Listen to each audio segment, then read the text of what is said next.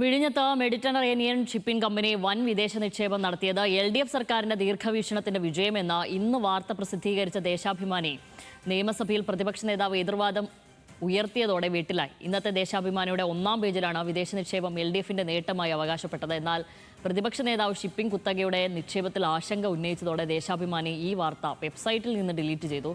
വിശദാംശങ്ങളുമായി അർജുൻ രാജാണ് ചേരുന്നത്. അർജുൻ, ഇത് വാർത്തയിൽ ഇപ്പോൾ നമ്മൾ ആമുഖമായി പറഞ്ഞതുപോലെ തന്നെ വെട്ടിലായിരിക്കുകയാണല്ലോ ദേശാഭിമാനി. രണ്ട് ധാരയിലൂടെ സഞ്ചരിക്കുന്നതായിട്ടാണല്ലോ ഇപ്പോൾ മനസ്സിലാക്കുന്നത്. പക്ഷേ പ്രതിപക്ഷ നേതാവ് ഇന്ന് സഭയിൽ ഉന്നയിച്ച കാര്യങ്ങൾ പരിശോധിക്കുകയാണെങ്കിൽ ഈ വാർത്ത വായിച്ച ആർക്കും അത്തരമൊരു ആശങ്ക ഉണ്ടാകും.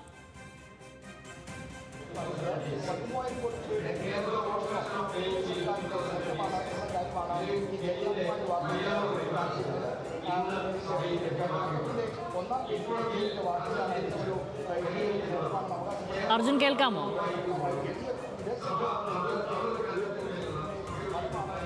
ഷാമിലി, വലിയ വിരോധാഭാസമാണ്. കാരണം LDF ഇന്ന് നിയമസഭയിൽ പ്രധാനമായും വിമർശനമായി ഉന്നയിച്ചത് തന്നെ വിഴിഞ്ഞം തുറമുഖവുമായി ബന്ധപ്പെട്ട അതിൻ്റെ ഓഹരി പങ്കാളിത്തം MSCക്ക് കൊടുത്തതുമായി ബന്ധപ്പെട്ടാണ്. കുത്തകവൽക്കരിക്കും, അത് സംസ്ഥാനത്തിൻ്റെ താല്പര്യങ്ങൾക്ക് എതിരാണ്, വികസന സാധ്യതകൾ ഇല്ലാതാക്കും, സംസ്ഥാനത്തിൻ്റെ വരുമാനം കുറയ്ക്കും എന്നതുൾപ്പെടെയുള്ള ആശങ്കയാണ് ഇന്ന് നിയമസഭയിൽ പ്രതിപക്ഷ നേതാവ് തന്നെ സംസാരിച്ചത്.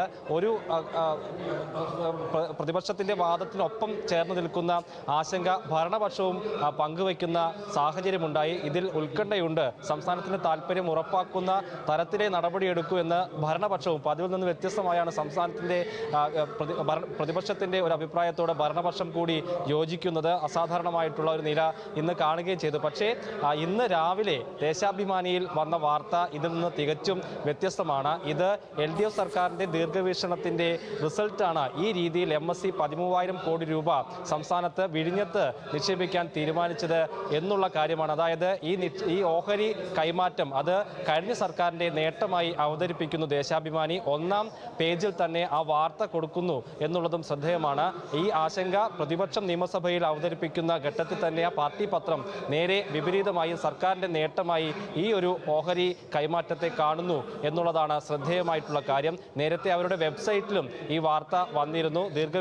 LDF സർക്കാരിൻ്റെ ദീർഘവീക്ഷണത്തിൻ്റെ ഫലമാണ് ഈ തരത്തിലുള്ള ഓഹരി കൈമാറ്റം എന്നുള്ളത്. പക്ഷേ പിന്നീട് പിണറായി വിജയൻ അടക്കമുള്ള LDF നേതാക്കൾ ഇതിൽ ആശങ്ക പങ്കുവെക്കുകയും ഈ ഓഹരി കൈമാറ്റത്തെ വിമർശിക്കുകയും ചെയ്തതോടെ വെബ്സൈറ്റിൽ നിന്ന് ഇപ്പോൾ ആ വാർത്ത നീക്കം ചെയ്തിട്ടുമുണ്ട്. അർജുൻ രാജാണ് വിവരങ്ങൾ നൽകിയത്.